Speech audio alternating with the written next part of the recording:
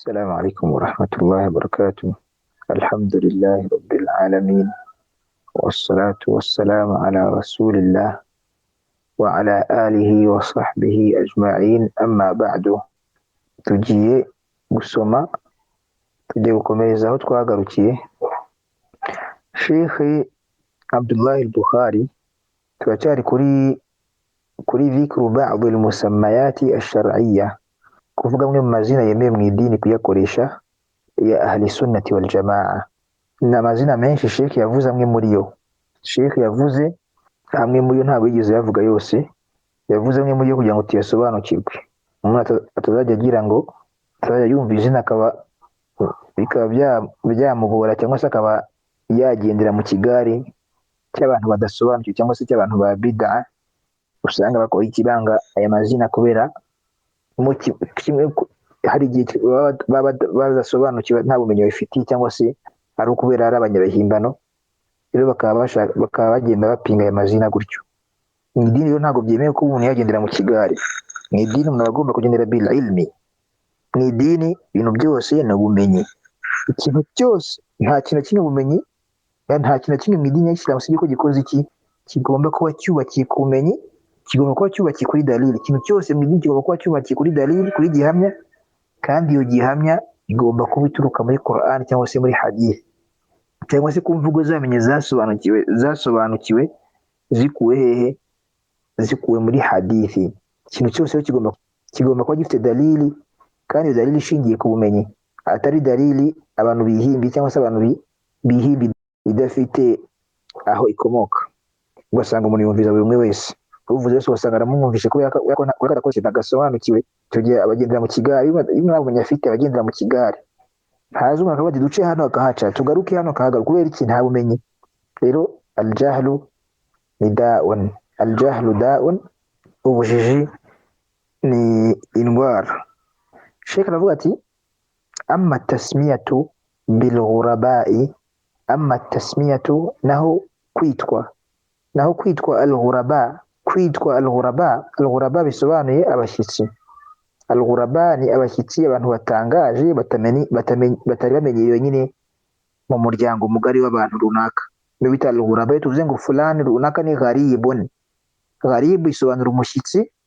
Ubwo umuntu yavana akajya ahandi akavuga ati ana gharibun fi hadha al-makan, nge ndi umushyitsi aha hantu, yemera ntabwo menyerewe, ntabwo nsanzwe, ntabwo ndi umusangwa w'aha ngaha, ndi gharib. Gharib bisobanura umushyitsi. Rero Sheikh aravuga ati amma tasmiyatu bil ghurabai, naho kwitwa ko ari al-ghuraba, ari abashyitsi, yani ari abantu batamenyerewe, fala yakhfa ala sunniyin, ngo ntabwo iyoberanye ku muntu wa sunna. Fala yakhfa ala sunniyin, ntabwo iyoberanye ku muntu wa sunna. Hadithul ghurabai al-mashhuri, hadithul ghurabai al-mashhuru, ra murashyiraho dhamma, al-mashhuru, kuko al-mashhuru ni sifa, ni naati, ni ikintu kigaruka kuri hadithu. Ni nkuko bavuga ngo al-hadithul mashhuru, ubwo rero hadithul ghurabai al-mashhuru. Sheikh aravuga ati fala yakhfa ala sunniyin, ntiyoberanye ku muntu wa sunna hadithi ya al-ghuraba, hadithi ya ghuraba y'abashyitsi, al-mashhuru izwi, hadithi y'abaghuraba izwi, fi sahihi, mu gitabo cya sahihi Muslim. Iyo hadithi irazwi cyane ku muntu wese wa sunna, aba yizi, yarayumvise. Aho intumwa y'Imana sallallahu alayhi wa sallam igira iti bada al-islamu ghariban, bada al-islamu ghariban, ubusilamu bwatangiye ari ubushyitsi. Bada al-islamu ghariban, ubusilamu bwatangiye ari ubushyitsi. Mbega abantu babona ko ari ibintu bisanzwe, ari idini rishya, ni idini nyine rishya nyine, yani abantu bari kuritangara, ibintu n'ibiki batuzana ibyo kuvuga la ilaha illallah, ngo dusenge dukora iki, bitewe n'ibyo nyine abantu bari barimo. Kuko kuvuga ngo idini ryatangiye ari irishyitsi, ubusilamu bwatangiye ari ubushyitsi, ntabwo bisobanuye ngo ntabwo bwariho mbere, ahubwo bwariho. kuko hariya Makka hari millatu Ibrahim, hari umugenzo wa Ibrahim, tawhidi. Ariko noneho na Amr ibn Luhay al-Khuzai, Amr ibn Luhay mwene Luhay al-Khuzai niwe wazaniye abantu ibigirwamana hari Maka, agatuma abantu bakora iki bakajya mu ibangikanyamana, kugeza ubwo abantu bagiye mu bushirikina. Intumwa sallallahu alaihi wasallam yoherezwa abantu benshi, yoherezwa abantu bose ari abashirikina. Urumva rero bigaragara ko nyiri idini ari irishyitsi, ari idini ritazwi, ari idini rishya rizanywe nyine. Iri dini rishya rizanywe ni ibiki? Kubera iki? Idini ryari rimaze gukora idini rya Ibrahim, yani Islam. Ibrahim yasize ariyo tawhidi, yari imaze gusibangana, abantu barabaye abashirikina, ntawe ubwira undi, ntawe ubuza undi, ntawe utegeka. Biri aho ngaho nyine abantu bose basenga ibigirwamana, kugeza ubwo kuri Al-Kaaba hari nk'uko bivugwa hari ibigirwamana 360. Kuri Al-Kaaba hari ibigirwamana 360 abantu basenga. Urumva rero haje ubusilamu bwatangiye, ubwo busilamu abantu babona ari ubushyitsi. Niyo mpamvu byabakoze iki, niyo mpamvu byaguye abasilamu, byaguye intumwa y'Imana sallallahu alaihi wasallam. Ba Bilal bagakubitwa n'abandi bagakubitwa bari kumwe n'intumwa y'Imana sallallahu alaihi wasallam, bagakora hijra ebyiri, bakimuka bava intumwa y'Imana sallallahu alaihi wasallam maze kubona kubangamirwa kw'abasahaba be kumaze kurenga imbago, bamaze kubangamirwa cyane. Baravuga ati mugende muri Ethiopia, hari umwami witwa kwa Najashi uzwi ku izina rya Ashuma. Izina rya Najashi ni Ashuma, Hamza na Sad na Ha na Mim na Ta, iryo zina rya Najashi ariyo Ashuma. Baravuga rero mujye kwa Najashi, mugende kwa Najashi, nta bahuguza, ni umuntu ukoresha ubutabera hamwe no kuba ari umukristu. Bakora iki? Intumwa y'Imana sallallahu alaihi wasallam irababwira bakora iki, babe bahungiriye kugira ngo kubangamirwa bareke kubangamirwa, bitewe no kubangamirwa kwari kumaze kuba kwinshi. Kubangamirwa, ntibafite ubavugira, ntibafite ubarengera, bitewe no kuba bamaze kwemera ubusilamu rero byarabagoye. Intumwa y'Imana sallallahu alaihi wasallam irababwira bimukire hehe? Bari bimukiye muri Ethiopia kwa Najashi, ariho muri aho ngaho muri Al-Habasha niho bimukiye. Harimo ba Ja'far ibn Abi Talib, Ja'far mwene Abi Talib sababu w'intumwa y'Imana sallallahu alaihi wasallam, nako Ja'far umuvandimwe w'intumwa y'Imana sallallahu alaihi wasallam, akaba ari umuhungu wa Abu Talib, kandi Abu Talib ni sababu w'intumwa y'Imana sallallahu alaihi wasallam. Abu Talib avukana Abdullahi, se w'intumwa y'Imana sallallahu alaihi wasallam. Uva rero Ja'far ni umuvandimwe w'intumwa y'Imana sallallahu alaihi wasallam. Rero mu bantu bakoze hijra yo kujya muri Ethiopia harimo Ja'far ibn Abi Talib n'abandi basahaba. Bakoze iki? Bagiye muri Ethiopia bitewe n'iki? Bakimara kwinjira ubusilamu bagatotezwa, bakameneshwa. Bakoze iki? Intumwa y'Imana yababwiye ngo bahungire hehe? Yose ni al-ghurba, yose ni ukora iki? Ni ukuba abantu ari abashyitsi, ni ukuba ubushyitsi. Urumva binjiye mu idini baba ikibazo ku bantu. Kubera iki? Binjiye idini baba ikibazo ku bantu kubera ko abantu hari ibyo bamenyereye, hari ubushikina buri mu mitima y'abantu, abantu barabumenyereye. Urumva rero kuba baramenyereye ubwo bushikina, baramenyereye ubukozi bw'ibi, mukaba muzanye ino idini riri sahihi, urumva mugomba kuba ghuraba, mugomba kuba abashyitsi, mugomba kuba muri abantu batazwi, abantu batamenyerewe, ibintu nk'ibyo ngibyo. Rero mutuma aravuga ati bada al-islamu ghariban, ubusilamu bwatangiye ari ubushyitsi, ari ikintu kitazwi, ari idini abantu bari kubona ko ari idini ry'irishyitsi. Sayaudu ghariban, kandi rizagaruka, yani rizasubira mu bushyitsi, rizasubira ribe rishyitsi kama bada, nkuko ryatangiye. Urumva nga Mtume sallallahu alaihi wasallam avuga gutya, yavuze aya magambo ari muri hali ya quwwa, ari mu buzima nyine, bamaze kugira imbaraga, masha Allah, Allah amaze kubaha nusra, bamaze kugira igihugu cyabo bameze neza. Mtume avuga aya magambo abiyibutsa yuko bada ad-dinu ghariban, idini ryatangiye ari rishyitsi. Wa sayaudu ghariban, kandi rizagaruka ari rishyitsi, yani rizongera rigaruke ari rishyitsi, yani mu bihe bya nyuma, kama badaa, nkuko ryatangiye. None Mtume ahita atanga inkuru zaravuga ati fatuba lilghurabai, bafite ijuru abashyitsi. Fatuba, bafite ijuru, lilghurabai, bafite ijuru, babandi bazakora iki? Bazabwa ijuru babandi bazakora abashyitsi. Muri icyo gihe uzasanga ari ubutsiko bwinshi bwayobye bukunze kwitirira iri zina rya al-ghuraba. Abakhawarij bakora iterabwoba, ugasanga bitiranywa na al-ghuraba ko ari abashyitsi, ariko ibyo ngibyo babyitirira zuran, babyitira nyine mu kubeshya no mu binyoma, wa kadhiban wa buhtanan, babyitira nyine mu kubeshya. Ni kuvuga kwitira al-ghuraba kugira ngo bibe ari ukuri, bigomba kujyanirana no kuba wujuje wujuje kondisiyo zo kuba uri umuntu wa sunna, naho kuba umuntu haza abantu bakwitira al-ghuraba, umukhawarij akaza akabyitirira, mu'tazili akabyitirira, umushiya akabyitirira, kubyitira ubwabyo umuntu atabiriho ntacyo bimumariye, nta n'ubwo iryo zina riba rimukwiye. Rero abakhawarij mu bantu bitira ko ari al-ghuraba ni abakhawarij, kugeza ubwo baririmba n'izo ndirimbo ngo ghuraba ghuraba, ibintu nk'ibyo ngibyo. Rero Sheikh aravuga ati ngo amma tasmiyatu bil ghuraba, naho kwitwa ghuraba, kwitwa abashyitsi, fa iyo fa ni jawabu ya amma, fala yakhfa ala sunniyin, ntiyihishe ntiyoberanye hadithi, ntiyoberanye ku musunni, hadithu al-ghuraba al-mashhuru, hadithi ya ghuraba izwi fi sahihi, mu gitabo cya sahih Muslim, igira iti bada al-islamu ghariban, ubusilamu bwatangiye ari ubushyitsi, wa sayudu ghariban, kandi buzagaruka buzasubira kuba ubushyitsi, kama bada nk'uko bwatangiye, fatuba lil ghurabai, bafite ijuru abandi bazaba ari abashyitsi. Abandi baravuga ati tuba bisobanuye shajaratun fil janna, tuba lahum wa husna ma'ab. Tuba hari abamenyi bavuga ko ari shajaratun fil janna, ari igiti abantu bazabwa mu ijuru cyitwa tuba, abandi bakavuga ati tuba ni janna, ni ijuru. Naam, kuko izo ni tafsiri ebyiri muri tafsiri z'abanyi batangiye kuri tuba. Naam, fatuba lil ghuraba, bafite ijuru, hadithi yakiriwe na Muslim muri sahihi. Sheikh aravuga ati qala al-imam Sufyan ath-Thawri rahimahullah, al-imam Sufyan ath-Thawri, Sufyanu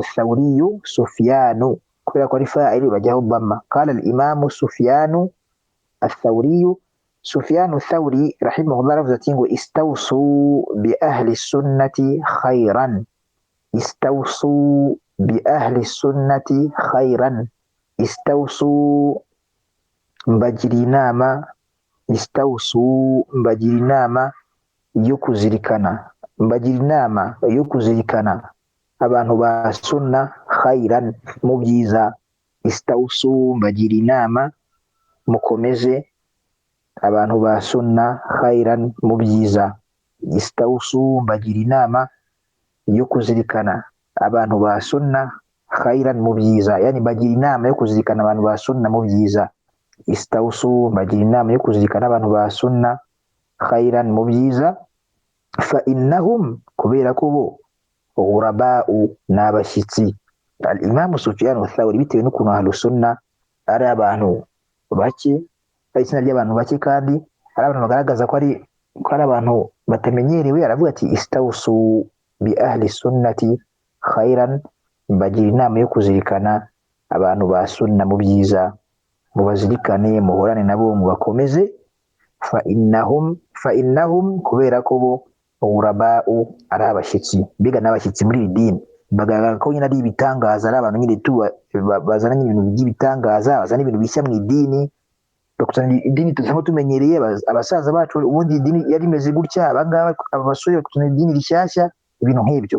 Niyo magambo yose abantu bavuga ati murabona ngo bakuzana idini rishya, kubera iki?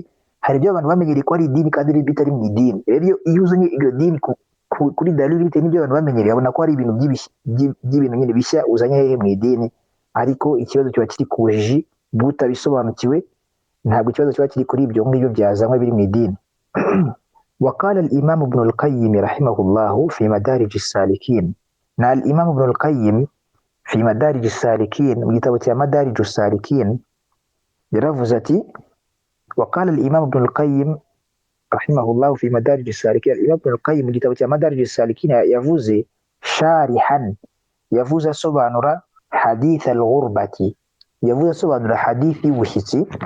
Al-ghurba ni masdar y'ubushyitsi nyine, al-ghurbatu ni ubushyitsi, al-gharib ni umushyitsi, al-ghuraba'u ni benshi, abashyitsi benshi. Rero ngo Ibn al-Qayyim rahimahullah yavuze mu gitabo cya Madarij as-Salikin sharihan, asobanura hadith al-ghuraba'i, asobanura hadith al-ghurbati, asobanura hadith y'ubushyitsi imaze kuvugwa ruguru. Yaravuze ati wal mu'minuna fi ahli al-islami ghuraba'u, aravuga ati wal mu'minuna, n'abemera fi ahli al-islami, yani abantu bafite imani bemeye Allah. Wal mu'minuna, n'abemera fi ahli al-islami, wasilamu ghuraba'u, n'abashyitsi. Ni ukuvuga abemera, abafite imani mu basilamu basanzwe, ni ghuraba, n'abashyitsi. Uzayibona cyane iyo uri gukora ibintu bijyanye na iman, uzasanga nyine abasilamu bamwe kubera ubujiji no kudasobanukirwa n'indwara bamwe bafite, uzasanga nyine akukiza ngo uyu nguyu ngo yigize ngo afite imani nyinshi, ngo yigize ngo ni mwenye imani, cyangwa se yigize ngo ni rajulun samawi, yigize ko ari umuntu wo mu ijuru. Urumva nyine abemera mu basilamu ghuraba'u ni abashyitsi. Agiye kuvuga uburyo muri idini ryacu abantu bamwe bagiye ari abashyitsi ku bandi. Urumva rero wal mu'minuna fi ahli al-islam ghuraba'u, n'abemera mu busilamu, abemera mu basilamu hagati y'abasilamu ghuraba'u ni abashyitsi. Mbega abemera abashyitsi ku basilamu basanzwe. Wa ahlul ilmi fil mu'minina ghuraba'u, n'abamenyi fil mu'minina mu bemera, n'abamenyi mu bemera niki? Abamenyi mbega imbere y'abemera niki? Ni ghuraba'u niki? N'abashyitsi. No kuvuga n'abamenyi ubwabyo babandi bafite ilmu imbere y'abandi bafite imani badafite ilmu, yani badafite ilmu igeze kuri abo bamenyi. Abamenyi nabagaragara ko ari ghuraba'u, ari abashyitsi bitewe n'ibyo abamenyi bazanira abantu babahiriza. Ugasanga abantu bemera nyine hari ibyo batari kumva neza, cyangwa se hari ibyo batari gusobanukirwa, cyangwa se hari ibyo bari kubona ko ibintu ni bishyashya kabisa, cyangwa se iri dini none ubumenyi tuzanye noneho ni ibintu bikomeye cyane, cyangwa se niki ntabwo twari tubizi. Urumva rero n'abamenyi mu bemera niki? Ni ghuraba, ni abashyitsi. Wa ahlu sunnati alladhina yumayyizunaha min al-ahwa'i wal bid'i fihim ghuraba'u. Sheikh aravuga ngo ahlu sunnati, ngo n'abantu ba sunna, abantu bari ku nzira y'intumwa y'Imana sallallahu alaihi wasallam, alladhina babandi bo yumayyizunaha, bakora iki? Batandukanya iyo sunna min al-ahwa'i, bayitandukanya n'amarangamutima, al-ahwa'i wal bid'a, n'ibihimbano, fihim muri abo bamenyi ghuraba'u, n'abashyitsi. Urumva na ahlu sunna bwabo noneho muri abo bamenyi twabonye ko bamenyi kubemera n'abo ari iki?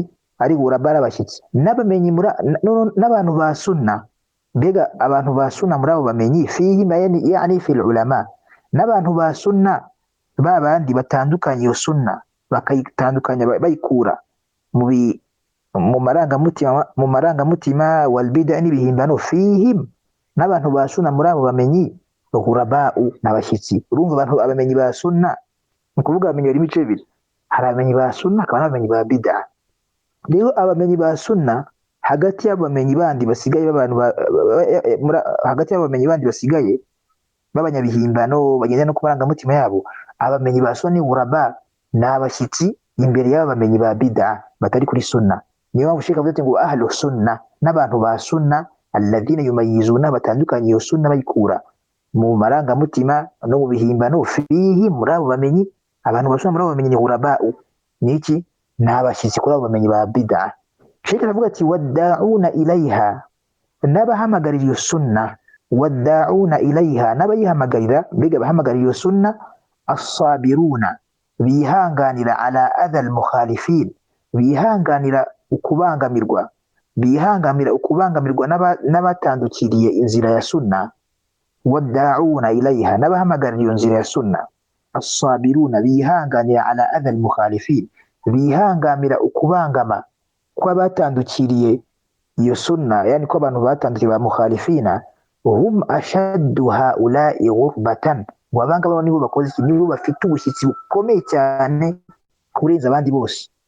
Yani bano bahamagara noneho, bano basobanukiwe bafite ilmu, banahamagarira sunna, bakihanganira ukubangama kw'abatandukiriye sunna. Abangaba nibo hum ashaddu haula'i, nibo bafite iki?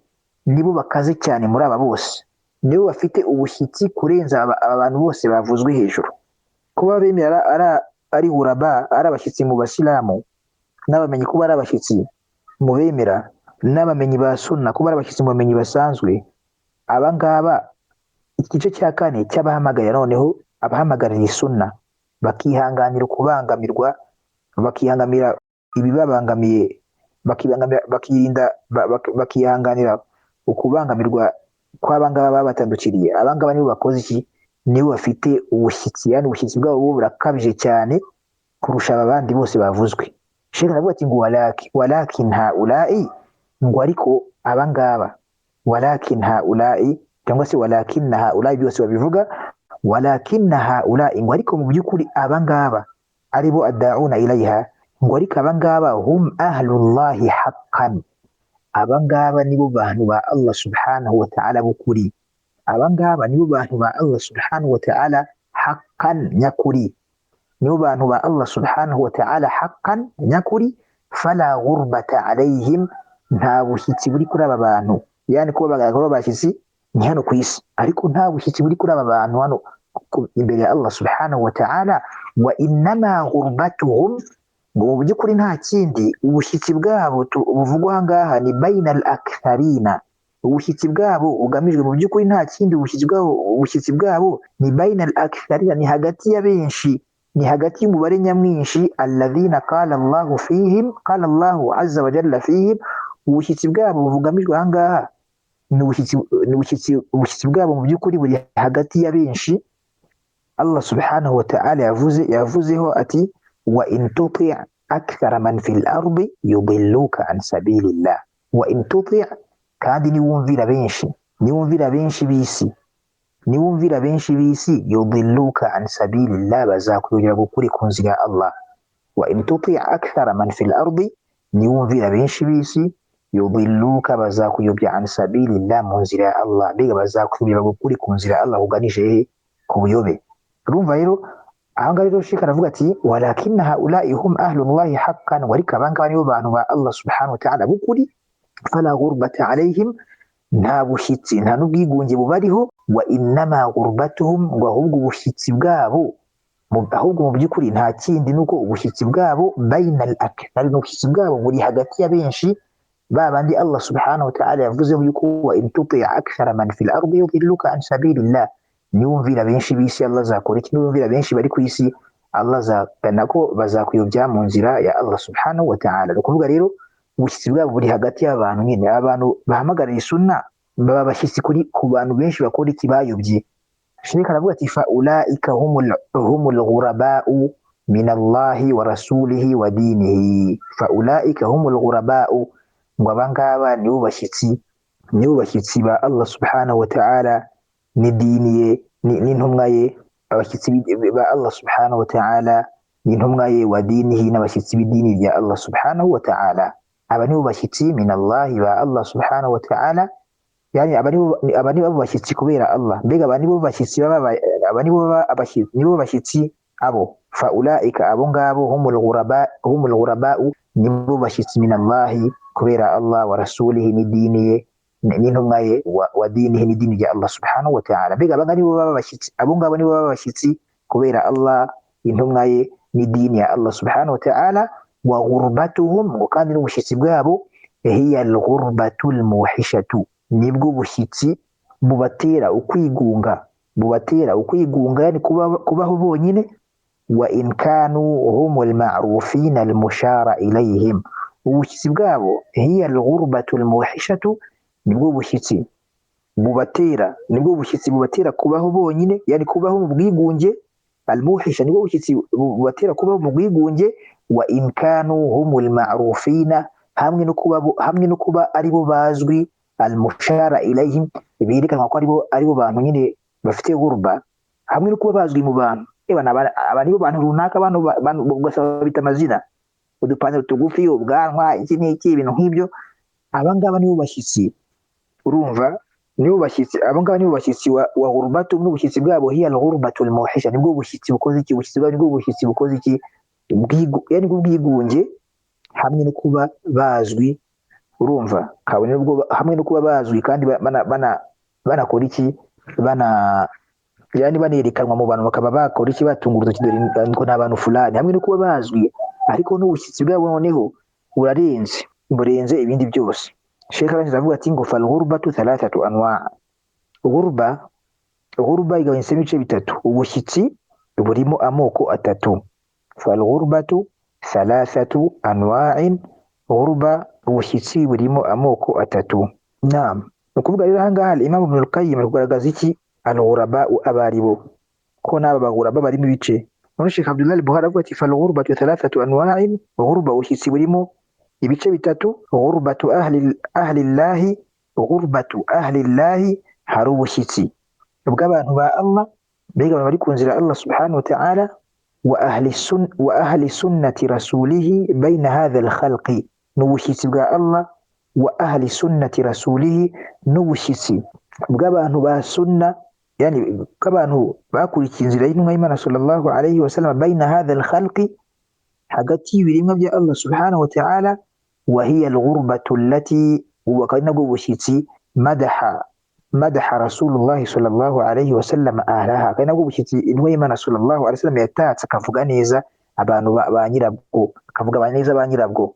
Ubushyitsi al-ghuraba mutumye yatatse akavuga neza muri hadithi yatambutse, ni ubu ngubu tumaze kubona ubushyitsi bw'abantu ba Allah subhanahu wa ta'ala, n'ubushyitsi bw'abakurikira umugenzo w'intumwa y'Imana sallallahu alayhi wa sallam hagati y'ibiremwa, yani mu bantu. Wa hiya al-ghurbatu allati madaha rasulullahi sallallahu alayhi wa sallam ahlaha, akaba ari nabwo bushyitsi intumwa y'Imana sallallahu alayhi wa sallam yatatse ba nyirabwo. Wa akhbara an ad-din alladhi jaa bihi annahu bada'a ghariban, akanavuga, yani yavuzeho, yatatse aba bantu, akavuga no ku dini, akavuga n'idini, akavuga no ku dini ko ryatangiye, akavuga ko idini, akavuga no ku dini ryaje jaa bihi, akavuga n'idini yazanye naryo, akavuga ko n'idini, akavuga ku dini yazanye naryo, yani yazanye, annahu bada'a ghariban, niko ryatangiye ari ubushyitsi, wa annahu sayaudu ghariban, kandi rizongera rigasubira mu bushyitsi, rizongera rigaruka, nyine rigaruka ari ubushyitsi, kama bada'a, nkuko ryatangiye, yani rizagaruka abantu rivugururwe ku bw'ubushobozi bwa Allah subhanahu wa ta'ala, abantu batangiye gukurikira idini, riba ririshyitsi nkuko ryatangiye. Wa anna ahlahu, kandi yuko abari muri iri dini yasiruna ghurabaa, ba nyiraryo, yani abaririmo noneho barikurikira neza, yasiruna ghurabaa, bazongera bakurikira, bazongera babiki, bazahinduka bongera babe ghurabaa, abashyitsi. Wa hadhihi al-ghurbatu, n'ubu bushyitsi, qad takunu fi makanin duna makanin, ubushyitsi bushobora kubera ahantu hamwe, ahandi ntibube buhari. Ni ukuvuga wa hadhihi al-ghurba, n'ubu bushyitsi, qad takunu fi makanin, bushobora kuba ahantu runaka, duna makanin, ahandi hatarimo. Ni ukuvuga bushobora kubera ahantu mu gihugu kimwe, mu gace kamwe, ahandi bukaba budahari, wenda bitewe n'ukuntu wenda mu gace kamwe, agace kamwe sunna irayoboye, n'iri hejuru, abantu barasobanukiwe, ugasanga rero muri aka gace runaka nta buhari, ariko ugasanga mu kandi gace buhari, bitewe n'injiji ukuntu ari nyinshi, abantu babiga ni benshi, ugasanga byanze bikunze, icyo gihe al-ghurba bizaba ari nyinshi, cyangwa se aho hantu hazaba hari ubushyitsi kurusha ahandi. Rero ngo bushobora kuba ahantu hamwe, ahandi hatarimo.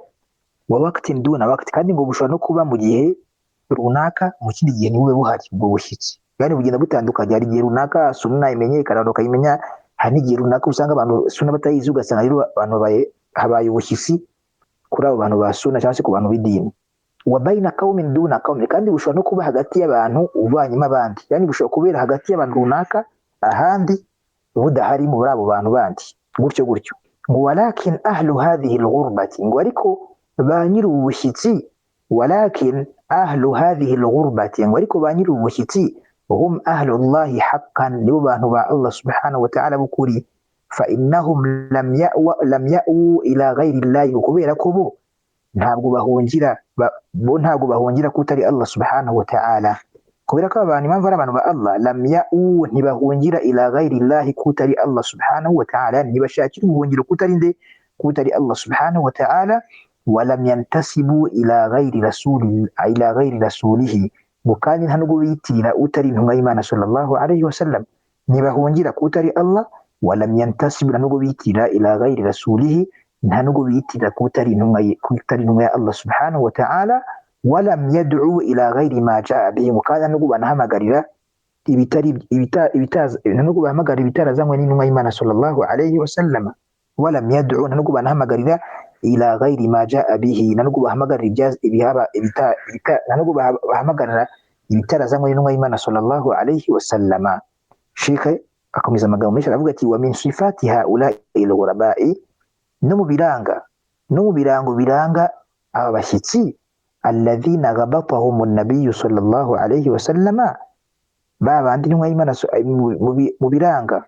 mu birango cyangwa se mu bigwi biranga aba bashyitsi, ba bandi intumwa y'Imana sallallahu alayhi wa sallam yafuhiye akabagirira ishyari ryiza, mu bibaranga ni atamassuku bisunnati, ni ugukomeza sunna, kuyishikamaho, ni ugushikama no gukomeza kuri sunna, idha raghiba anha an-nasu, igihe abantu bazaba bayanze, ikiranga mu biranga aba bashyitsi intumwa y'Imana sallallahu alaihi wasallam yagiriye ishyari ryiza ni atamasuku bisunnati, ni ugukomeza inzira y'intumwa y'Imana sallallahu alaihi wasallam idha raghiba anha an-nasu, igihe abantu bazaba bakoze iki bayanze banze kuyikurikira. Watarku, ikindi kibaranga ni watarku, no kurika, yani ni ugukomeza sunna. Watarku ma ahdathuhu, no kurika ibyo abantu baduye. Wa in kana huwa al-ma'ruf indahum, hamwe no kuba hamwe n'ubwo byaba bizwi ku bantu. Ni ukuvuga abantu bafite ibintu bibiri bikomeye cyane biracyakomeza. Sheikh aravuga ati muri sifa zabo intumwa y'Imana sallallahu alaihi wasallam bagiriyemo ishyari ryiza ni atamasuku bisunna, no gukomeza sunna, nuko bazaba barangwa no gukomeza sunna igihe abantu bazaba bayiretse, kandi bazaba banarangwa na tarku wa tarku ma ahdathu, ndetse bazaba no kureka ibyo abantu bazaba baduye. Wa in kana huwa al-ma'ruf indahum, hamwe no kuba ibyo bintu abantu baduye ari byo bizaba bizwi kuri abo bantu, ari byo bintu bizwi, ari byo bizwi ko ari yo dini, ni wo muco, ariko bazakora iki? Bazabireka. Urumva yo kureka ibyo abantu bamenyereye, bazi ko ari byo dini, bazi ko ari wo muco, ufite akazi katoroshye. Urumva no kureka ibyo abantu baduye, wa in kana huwa al-ma'ruf indahum, hamwe no kuba ari byo bizwi kuri abo bantu, bazabireka no kubireka. Wa tajridu tawhidi, no gutunganya tawhidi, yani no gufata tawhidi ukayisukura. Wa in ankara dhalika aktharu nnasi, hamwe no kuba abantu benshi, umubare nyamwinshi w'abantu wakora iki? Wapinga iyo tawhidi, bazakora iki? Bazayitunganya bayigumeho. Hamwe no kuba abantu benshi bakora iki? Umubare nyamwinshi w'abantu bakora iki? Bayivaho, baba batayiriho. Kuvuga rero ntabwo bakora iki? Ubu ntabwo bita hehe? Ubu ntabwo bita ngo ku bwinshi bw'abantu, ngo nuko ngo ikintu cyo kizwi ku bantu ngo tutizana ibibazo, cyangwa se ngo utabe ikibazo mu bantu. Bo ntabwo abantu baso ntabwo bari byo kuvuga ati ngo utabe ikibazo mu bantu. Bo bareba ahubwo icyo bareba, baravuga ati simba ikibazo imbere ya Allah subhanahu wa ta'ala, cyangwa simba ikibazo mu idini ya Allah subhanahu wa ta'ala, ngomba kuba igisubizo. Kabone nubwo abantu baba barayifashe ko ari idini ibihabanye nabyo, nuko ni kuvuga rero aba ngaba nibo bantu bakoze iki? Nibo bantu ba sunna. Aba ngaba nibo bantu ba sunna, nibo bashyitsi nyabo. Urumva rero hanga Sheikh aravuga ati wa tajridi tawhid, ndetse bagakora iki? Bagakoresha niyo tawhidi, bakayikoresha bakayikuramo ibihimbano. Urumva, bagafata tawhidi bakayikuramo shirki. Wa tajridu tawhid, ndetse no birabaranga no gukura tawhid, no gufata tawhidi bakayikuramo shirki. Wa in ankara dhalika aktharu nnas, hamwe no kuba abantu benshi bakora iki? Babipinga, bakabihakana, bakanga ko byagenda gutyo, bo nibyo bibaranga. Wa haula'i humul qabiduna 'ala al-jamri haqqan, ngo naba aribo bantu bafashe, nibo bantu bapfumbatiye cya gishira mu biganza byabo. Wa haula'i humul qabiduna 'ala al-jamri haqqan, naba ngaba nibo bakoze iki? Nibo bapfumbase cya gishira Mtume sallallahu alaihi wasallam yavuze haqqan, by'ukuri. Abandi batari abangabo, nubwo bahura n'ibibazo, bashobora guhura n'ibibazo bitewe n'ukuntu batandukira inzira, cyangwa se bakoze ibihabanye nk'abakhawariji, bakoze ibihabanye nk'abantu b'iterabwoba. Bo ntabwo bari ko bafashe bapfumbase igicira, kubera ko bo bari ku nzira bavuye ngo, ariko abangaba humul qabiduna 'ala al-jamri haqqan, nibo bapfumbase iki? Bapfumbase igishira mu by'ukuri. Yani wa aktharu nnasi, ngo wa aktharu nnasi bal kulluhum la'imun lahum, ngo kandi wa aktharu nnasi, n'abantu benshi cyane, bal kulluhum, ahubwo abantu bose, la'imun lahum, usanga babaviba, bari usanga baviba abantu ba sunna. Wa aktharu nnasi, n'umubare nyamwinshi w'abantu, bal kulluhum, ahubwo umubare yani abantu bose, la'imun lahum, barabaviba, yani baviba abantu ba sunna. Fali ghurbatin bayna hadha al-khalqi يعدونهم أهل شذوذ وبدعة ومفارقة للسواد الأعظم. شيء رفضت يقول فلي غربتهم، كبير وشيت بقاب، يعني كبير وشيت بقاب بفتح هجتي بدي، يعني هجتي أبانو، كبير وشيت بقاب بفتح هجتي أبانو، يعدونهم أبانو بفتكوا بكبريو كوري أهل شذوذ، بفتكوا أبانو بيوم ويمباند، abantu bitandukanije n'abandi biyunguye ngo abangaba ntabwo bashaka kugenda n'abandi, bashaka kuzana. Ugasanga nyine abantu bavuga ati ngo mugomba kugenda n'abantu bamwe, tugomba kumva ibintu kimwe, tugomba kugendera mu mujyi umwe, tugomba kuba ikintu kimwe. Rero ugasanga rero abantu bashobora kuba batagenda kuri iyo myumvire ipfuye. Fali ghurubati bayna hadha al-khalq, kubera ubushyitsi bwabo bafite mu bantu, yaudunahum, abantu babafatako bakabara abantu babashyitsi yuko ari ahla shududin, ari abantu biyomoye mu bandi, bafashe inzira bariyomora. wa bid'atin, abantu ba bid'a. Ugasanga abantu basanzwe kwita abantu ko ari abantu ba bid'a bazanye ibihimbano mu idini, ibintu by'ibyaduka. Wa mufarakati lisawadi al-a'zam, kandi ni abantu bakoze iki, bitandukanyije n'umubare nyamwinshi, n'imbaga nyamwinshi y'abantu. Asawadi al-a'zam ni imbaga nyamwinshi iri ku kintu runaka, ugasanga rero babita ko ari abantu bitandukanyije n'imbaga nyamwinshi y'abantu. Bal al-islamu al-haqqu alladhi kana alayhi rasulullah sallallahu alayhi wa sallama, ngo ahubwo shera bati bal al-islamu al-haqqu, ngo ahubwo ubusilamu bw'ukuri, alladhi kana alayhi, intumwa y'Imana sallallahu alayhi wa sallam yariho, wa ashabu n'abasayanzo bayo. Ubusilamu nyakuri ubwo ngubwo huwa al-yawma ashaddu ghurbatan minhu fi awwali dhuhurihi, ubwo busilamu uyu munsi nibwo uyu munsi ashaddu ghurbatan bufite yani bufite ubushyitsi cyane, ashaddu ghurbatan minhu, bufite ubushyitsi bukomeye cyane, fi awwali dhuhurihi, kurenza uko bwatangiye. Bal al-islamu al-yawma, ngo ahubwo ubusilamu, bal al-islamu al-haqq, ahubwo ubusilamu bw'ukuri, alladhi kana alayhi, intumwa y'Imana sallallahu alayhi wa sallam ariho n'abasayindo bayo, huwa al-yawma, ubusilamu uyu munsi huwa nibwo ashaddu ghurbatan minhu, bufite ubusila yani bufite ubushyitsi burenze ubwahambere, fi awwali dhuhurihi, mu kugaragara yani mu ntangiriro zabwo nyine butangiye kugaragara. Wa in kanat a'lamuhu, hamwe no kuba ibirango by'ubwo busilamu, wa rusumuhu, n'inyandiko n'ibimenyetso byabwo, avahiratu, bigaragara, hamwe no kuba ibirango byabwo, wa rusumuhu, n'inyandiko n'ibimenyetso byabwo, avahiratu, bigaragara, mashuhuratu, hamwe no kuba bizwi, ma'rufa, bizwi.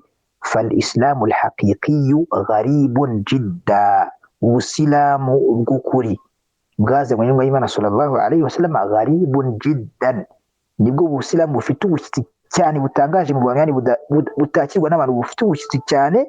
Wa ahluhu ghuraba'u, kandi n'abantu babwo ni abashyitsi, na ba nyirabwo ni abashyitsi. Ashadda al-ghurbati bayna an-nasi, ni abashyitsi kandi bakomeye cyane, ni abashyitsi bikomeye cyane, ni abashyitsi yani barangwa n'ubushyitsi bukomeye cyane hagati y'abantu. Intaha kalamuhu rahimahullah, amagambo ya Sheikh agarukiye ahangaha. Ni ukuvuga kugeza ahangaha yari akiri kuvuga amagambo ya Ibn al-Qayyim, guhera kuri qala al-imam Ibn al-Qayyim fi madarij as-salikin sharihan hadith al-ghurbati wal mu'minuna, no kugera kuri fal ghurbatu thalathatu anwa', yose n'amagambo ya Ibn al-Qayyim. Kukomeza hepfo harawe yagiye ashyira ubudomo bwinshi, harimo amagambo menshi yagiye yasimba kugira ngo akore iki, arase ku ntego.